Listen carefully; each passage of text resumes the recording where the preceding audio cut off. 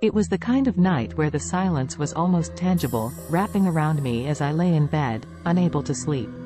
The clock on my nightstand read 2:45 a.m., the soft glow of its numbers the only light in the room.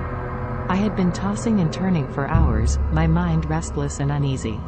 The house, usually so familiar and comforting, felt different that night. There was an unsettling energy in the air, an inexplicable sense of dread that I couldn't shake. I finally gave up on sleep and decided to get a glass of water.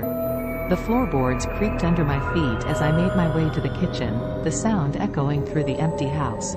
I felt a chill run down my spine, but I brushed it off as the result of an overactive imagination fueled by too many late-night horror movies. As I filled my glass at the sink, I noticed a strange, flickering light coming from the living room. I paused, my heart starting to pound. The living room was supposed to be dark, with no sources of light at this hour. Curious and a bit apprehensive, I crept toward the doorway and peered inside. What I saw made my blood run cold. In the center of the room, standing in front of the old grandfather clock, was a figure shrouded in a pale, eerie glow. It was translucent, almost ethereal, and I could see the outline of the furniture through its form. The figure was tall and slender, with long, flowing hair that seemed to move in a non-existent breeze. Its face was turned away from me, but I could sense an overwhelming sadness emanating from it. I froze, my mind racing. Ghosts weren't real. They were just stories told to scare children, figments of imagination conjured by the human mind.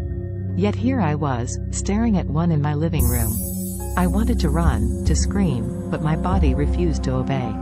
I stood rooted to the spot, unable to tear my eyes away from the spectral figure.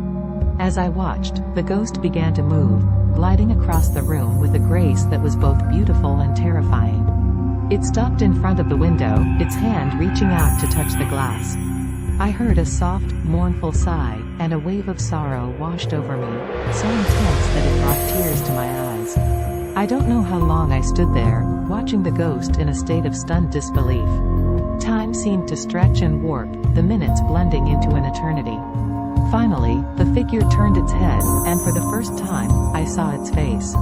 It was the face of a young woman, hauntingly beautiful but etched with pain. Her eyes, hollow and filled with despair, locked onto mine, and I felt a jolt of pure terror.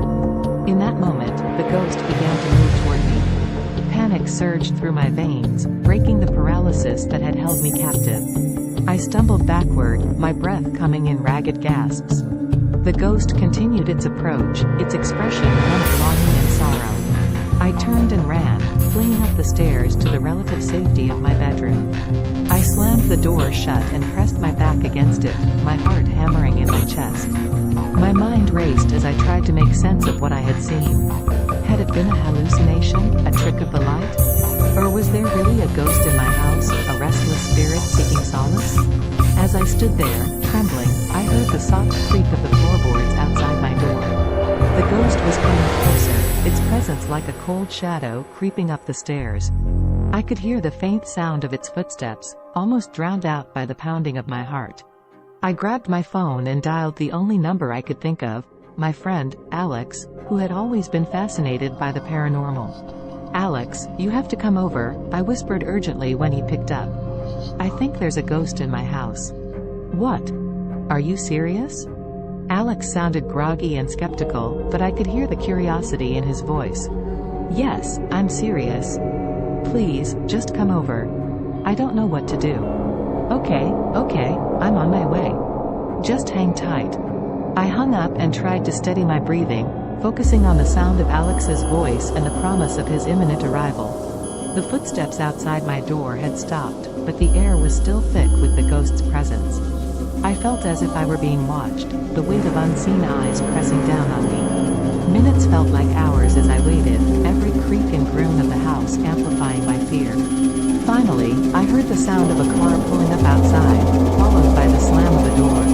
I ran to the window and saw Alex sprinting toward the house, his flashlight cutting through the darkness. I met him at the front door, my hands shaking as I unlocked it.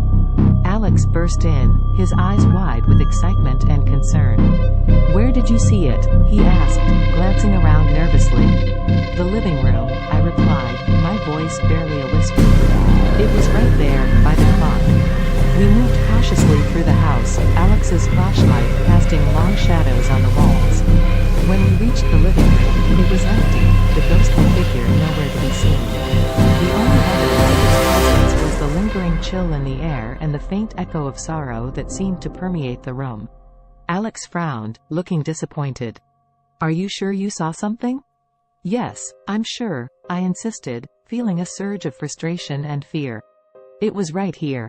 It looked at me. We spent the rest of the night searching the house, but the ghost did not reappear. As dawn broke, the oppressive atmosphere began to lift, and the house returned to its normal, mundane self. Alex tried to reassure me, suggesting that it might have been a vivid dream or a trick of the mind, but I knew what I had seen. The ghost's hollow eyes and mournful expression haunted my thoughts, a chilling reminder that some things are beyond our understanding. That night changed me, making me acutely aware of the thin veil that separates the living from the dead. And though I never saw the ghost again, the memory of its presence lingered, a permanent shadow on my soul.